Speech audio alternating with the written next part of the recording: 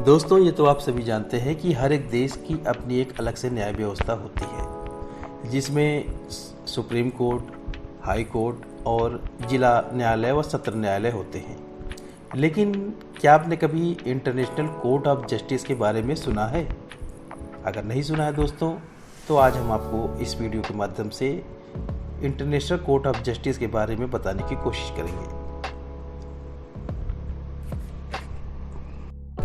अभी हाल ही में international court of justice ने यूक्रेन और रूस के युद्ध को लेकर रूस को ओपन वार ऑपरेशन बंद करने को कहा है। रूस और यूक्रेन के बीच लंबे वक्त से युद्ध जारी है, ये तो आपको पता ही है। कई देशों ने युद्ध को खत्म करने के लिए पहल की है, लेकिन अभी तक कोई खास नतीजे सामने नहीं आए, जिसके क्रम में कई देशों ने रूस पर कई तरह के प्रतिबंध लगा दिए हैं और कई कंपनियों ने रूस से अपना हाथ हटा लिया है। अब इंटरनेशनल कोर्ट ऑफ जस्टिस ने शांति बहाल करने के लिए कदम बढ़ाया है और रूस से यूक्रेन में अपने सैन्य अभियान को तुरंत रोकने के लिए कहा है। इसमें कई देशों ने अपना वोट भी दिया है, जिसमें भारत ने भी रूस के खिलाफ वोट किया है।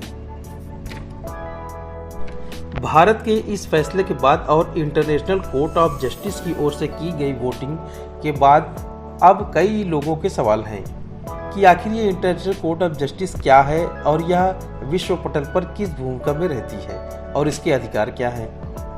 तो इसके अधिकार के बारे में जानने के लिए आपको दोस्तों वीडियो को पूरा देखना होगा। प्रयास करूंगा अच्छी से अच्छी जानकारी देने की।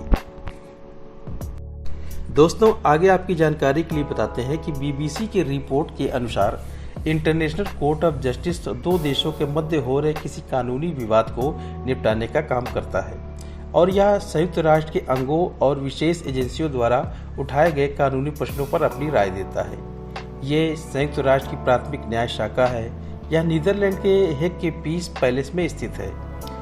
आईसीजे किसी भी अधिकृत अंतर्राष्ट्रीय शाखा, एजेंसी या संयुक्त राष्ट्र महासभा की ओर से पूछे गए कानूनी प्रश्न पर अपनी सलाह भी प्रस्तुत करती है। आईसीजे यानी इंटरनेशनल कोर्ट ऑफ जस्टिस के आदेश और फैसले संयुक्त राष्ट्र सुरक्षा परिषद द्वारा लागू करती है। आगे ये भी बताना जरूरी है दोस्तों कि संयुक्त राष्ट्र के इस खास कोर्ट में 15 न्यायाधीश हैं, जो संयुक्त राष्ट्र महासभा और सुरक्षा परिषद द्वारा 9 साल के लिए चुने जाते हैं। ऐसे में कहा जा सकता है दोस्तों कि ये अंतर्राष्ट्रीय स्तर का एक कोर्ट है। इसकी आधिकारिक भाषा अंग्रेजी और फ्रेंच है। इसमें कुल 193 सदस्य हैं और यह एक तरह से सिविल कोर्ट है। यह अपने सदस्य देशों के बीच कानूनी विवादों को सुलझाता है, जिसे वर्ल्ड कोर्ट कहा जाता है।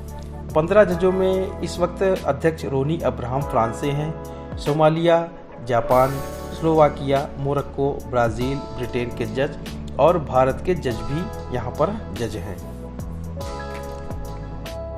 दोस्तों, साल 1980 तक अंतर्राष्ट्रीय समाज के इस कोर्ट का अधिक प्रयोग नहीं किया जाता था, लेकिन अब कई बड़े देशों ने इसके जरिए मामले सुलझाने का प्रयास करना शुरू कर दिया है। अंतर्राष्ट्रीय कोर्ट में भारतीय प्रथम न्यायाधीश पेनिकल रामाराम थे। आगे और बताते हैं आपको कि रूस द्वारा किए गए हमले के बाद यूक्रेन ने इस मामले को संयुक्त राष्ट्र की शीर्ष अदालत में रखा था। इसको लेकर आईसीजे यानी इंटरनेशनल कोर्ट ऑफ जस्टिस ने रूस के पक्ष और खिलाफ में मतदान करवाने का फैसला लिया।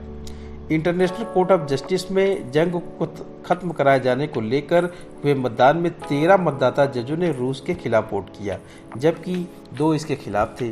संयुक्त राष्ट्र अदालत में भारतीय न्यायाधीश न्यायमूर्ति दलवीर भंडारी ने रूस के खिलाफ जाते हुए बहुमत के पक्ष में अपना मतदान किया। दोस्तों, ये जानकारी आपको अगर अच्छी लगे तो वीडियो को लाइक और शेयर कर दें। साथ ही चैनल भी हमारा जरूर सब्सक्राइब कर लें, ताकि भविष्य में आने वाली इसी तरह की इन्फॉर्मेटिव वीडियोस की नोटिफिकेशन आपको टाइम टू टाइम मिल जाया करे। Thank you.